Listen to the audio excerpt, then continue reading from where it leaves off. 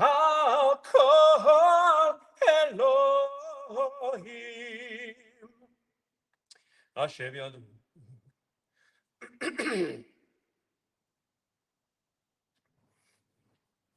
40 שנה אקוט פדו ואמרם תועלת אביהם והם לא ידעו תרחי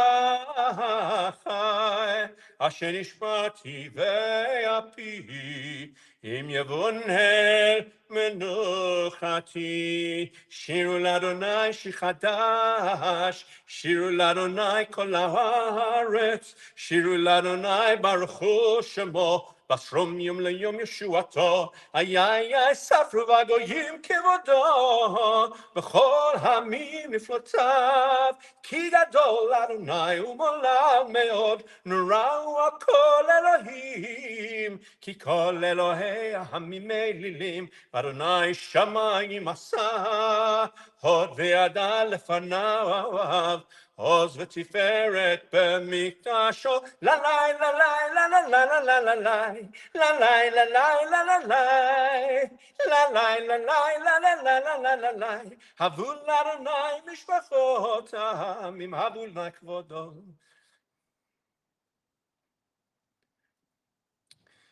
ישמחו השמיים ותגל הארץ יהירם הימון לו יעלו שדי וכל אשר בו אז ירננו כל עצי יער לפני אדוני קיווה לשפוט הארץ ישפוט תבל בצדק ועמים באמונתו אדוני מלך תגל הארץ ישמחו עם רבים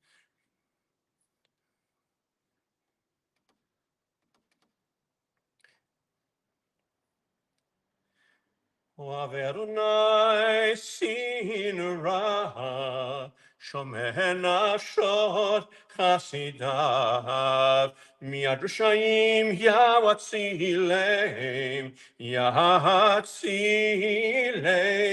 עוז הרוח לצדיק ולשלי שמחה שמחו צדיקים מאדוני ויודו לזכר קודשו מזמור שירו לאדוני שיר חדש כי נפלאות עשה שיר לו ימינו וזרוע קודשו הודיעו אדוני ישועתו לעיני הגויים גילה צדקתו זכר חסדו ואמונתו לבית ישראל רב חוסי הארץ את ישועות אלוהינו הריעו לאדוני כל הארץ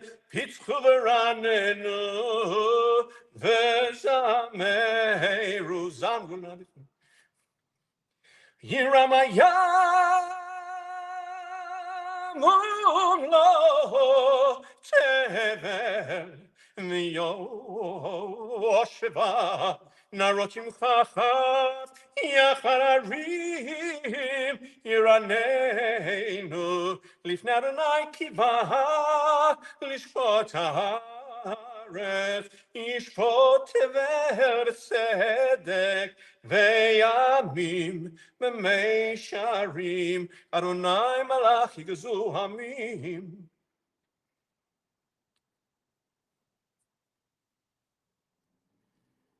מעמוד ענן ידוע בהליהם שמרו עדותיו וחוק נטל עמו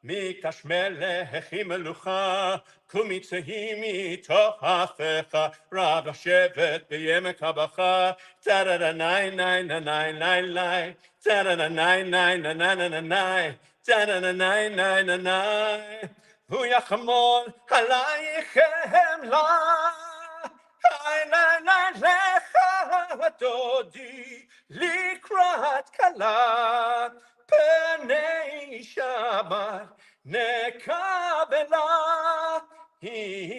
התנערי מהחתומי, לישי בגדי תפארתך עמי, על יד בן ישי בית הלחמים, כובע נפשי איילי, לי לחדתי לקראת כלה, פני שמן נקבלה, לחדתי לקראת כלה, פני שבת נקבלה, התעוררי, התעוררי, כי בעורק ומיורי, אורי אורי שידברי, כבוד אדוני עלייך נגלה, לך דודי לקראת כלה, פני שבת נקבלה, לך דודי לקראת כלה, פני שבת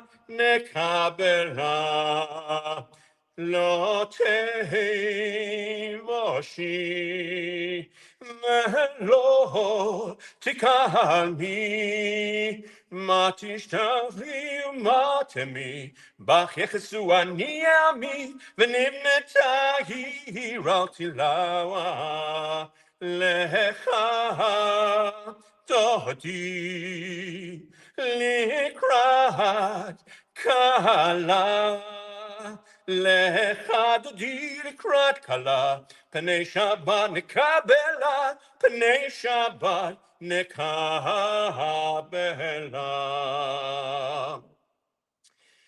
והיו למשיסה שוסי, ורחקו כל מבלעי, יסיס עלייך אלוהי, כמשוש חתנך עלי, לך דודי, לך דודי לקראת כלה, פני שבת נקבלה, לי, לך דודי, לי, לך דודי לקראת כלה, פני שבת, לי, פני שבת, לי, נקבלה. ימין ושמאל תפרוצי, מאת אדוני תריצי, על יד איש בן פצי, ונשמחה ונגילה, לך דודי לקראת כלה, פני שבת נקבלה, לך דודי לקראת כלה, פני שבת נקבלה. Shabbat shalom, everyone. And now over to our esteemed Rabbi, Rabbi Barry Lerer. Shkach, Chazan, Leas. And we're very lucky here at Central because we get to hear that each and every Shabbat. And tomorrow, as he said, with the choir, it is going to be exceptional here at Central. We also have a wonderful Kiddush as well, which we forgot to mention. Okay, over the last week or so, there have been a steady stream of pictures on social media of children and grandchildren and possibly great-grandchildren going back to school after the long summer break. It's always an exciting time when kids go off for their first day of school with their shiny shoes, their perfectly clean and pressed school uniform, their new school bags, their pencil cases full of all the school supplies they need. Everything is so pristine and so beautiful. And in a matter of days, or maybe weeks if you're lucky, they come home. There are stains on their shirt, there are holes in their uniform, there are scuff marks on their shoes, and that perfect image of the very first day of school disappears from in front of our eyes. And we wonder to ourselves, Why bother? Why did we make sure that everything was so perfect when in a matter of days, it becomes history and it's almost forgotten? And there's a similar question perhaps some of us are asking ourselves around this time of the year.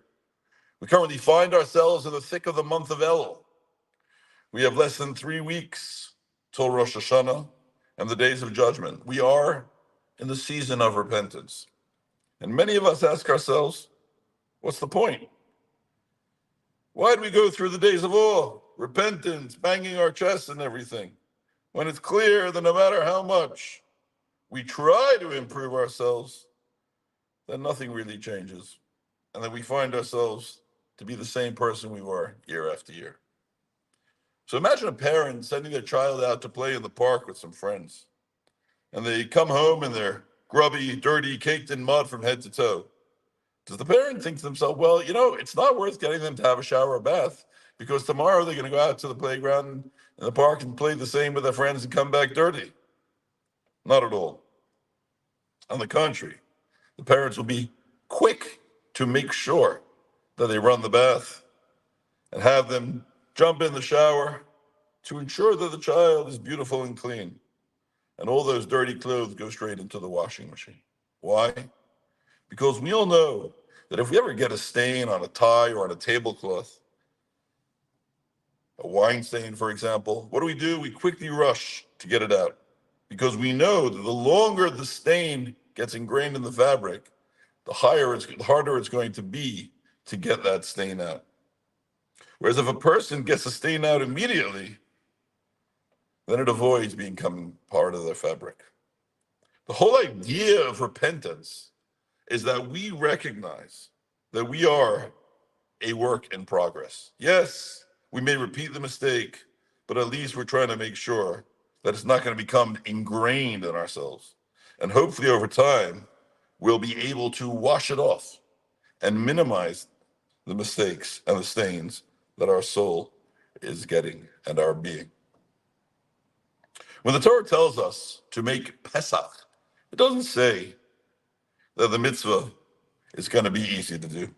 Similarly, when it comes to eating kosher, the Torah doesn't say it's not hard to keep kosher.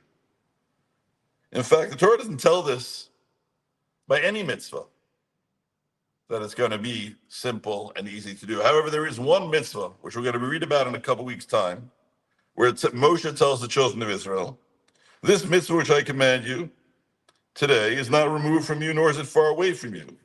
It's not in the heavens, nor beyond the sea, for this thing is very near you. What is this mitzvah that Moses is referring to? According to Nachmanides, it is referenced simply and specifically to the mitzvah of repentance. God assuring the people that repentance is achievable. It doesn't take superhuman effort, and it's within the power of each and every one of us. Why does the Torah feel the need to reassure us on this? Perhaps it's because people have this feeling that repentance is a little bit like going on a diet. Before we go on a diet, we get that feeling in our overly large stomach that we know what's going to happen over the next few weeks. It's going to be a lot of effort and sometimes with very little results. People feel the same way about repentance. We've been here before. We made resolutions. We made commitments. And what do we have to show for all our efforts? Comes along the Torah and tells us, don't give up. It is not difficult. We can do it. It's accessible to all and it's right in front of us. There is a lovely feeling we get when we put on freshly laundered, clean clothes. We feel exhilarated, dirt-free, clean, pristine. And when we do that with our children and grandchildren, and indeed during this time of the year with ourselves, when we have gone through the process of repentance and discover who we truly are, we're able to breathe in the fresh air. And we realize we are not the sum total of all our errors and mistakes. We are bigger and better than that. We are pure souls. And with this reminder, hopefully, we can raise our game over the coming year. So the month of Elul and Rosh Hashanah should be seen as a new beginning for us, a time to start again with a clean slate. Remember that nobody is perfect. not our children, not ourselves. But whether it be the school uniform or through our behavior during the period of repentance, if we start off as we mean to go on, then there is no telling what we can achieve. I wish you all Shabbat Shalom, and by extension also to take this opportunity of wishing you all Shana Tova, a happy, healthy, and peaceful new year for you, your family, for the whole Jewish people, for the land of Israel, and for the whole Jewish people. Be well.